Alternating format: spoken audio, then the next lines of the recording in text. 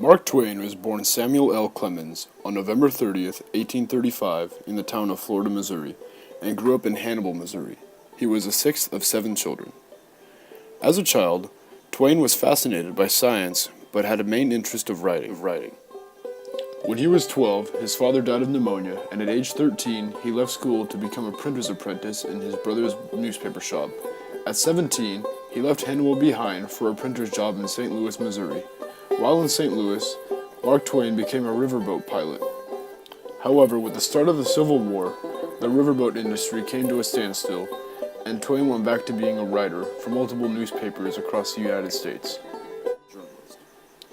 Twain spent much of his adult life traveling around the United States, writing about his experiences, such as his time as a riverboat pilot on the Mississippi. Twain later moved to San Francisco in 1864, still as a journalist, where he spent time with other authors, traveling around seeking inspiration for his writing. One such source of inspiration was the California Gold Rush, which started in 1849. His experiences in Angels Camp, which was a mining community in Calaveras County, California, provided material for his short story, The Celebrated Jumping Frog of Calaveras County, which is considered to be his first major success as a writer. Twain married his longtime friend Olivia Langdon in 1870, and together they had 4 children. Throughout his life, Mark Twain published 28 books, along with numerous short stories and other literary works.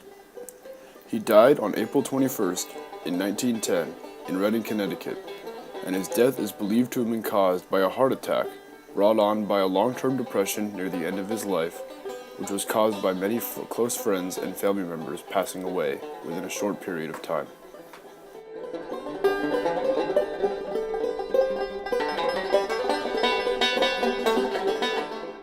One of Twain's most popular works, his short story, The Celebrated Jumping Frog of Calaveras County, takes place in Angels Camp, which is a mining town in Calaveras County, California, about 2 hours outside of San Francisco.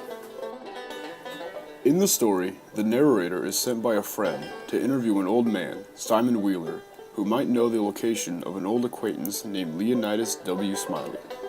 When he finds the old man starts telling him a story about a man named Jim Smiley. Jim loves to gamble and will offer a bet on anything and everything, from horse races to dog fights. One day, Jim catches a frog, whom he names Daniel Webster, and trains it to jump farther than any other frog in Calaveras County. When a stranger visits the camp, Jim shows off Daniel and offers a bet of $40 that he can outjump any other frog in the county. The stranger, unimpressed, says that he would take the bet if he had a frog, and Jim goes out to catch him one, leaving him alone with Daniel. While Jim is away, the stranger pours lead pellets down Daniel's throat. When Jim returns, they set up the frogs for the bet, and the stranger's frog jumps away while Daniel does not budge, causing Jim to lose his money. Jim is a man of his word and pays the stranger. Once the stranger is left, Jim picks up Daniel and realizes he is much heavier than before. Daniel then proceeds to throw up all of the lead pellets all over the floor, and Jim realizes he's been tricked. Jim tries to track down the man, but is unable to find him. At this point in the story, the narrator excuses himself to go outside for a moment. He realizes that Simon has no connection to Leonidas and gets up to leave, but the old man follows him, offering to tell him another story about Jim. Rather than stay and hear the pointless story, the narrator excuses himself and goes on his way. The name of one of the fighting dogs, Andrew Jackson, and Jim's frog, Daniel Webster, suggests that Twain was trying to use political satire. In fact, this is a recurring theme in many of his stories, in which he enjoys mocking politicians and lawmakers, comparing them to animals. While some interpret the story to be a lesson on greed and human morality, its true purpose is that of a comedy.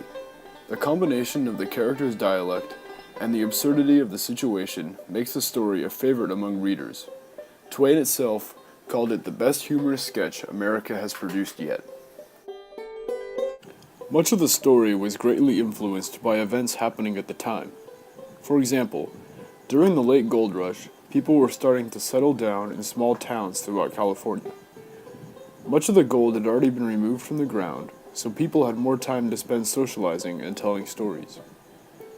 Because the population of these mining camps was predominantly male, it did not take long before many tall tales circulated around, and fictional characters such as Jim Smiley became conversation piece in bars and social gatherings.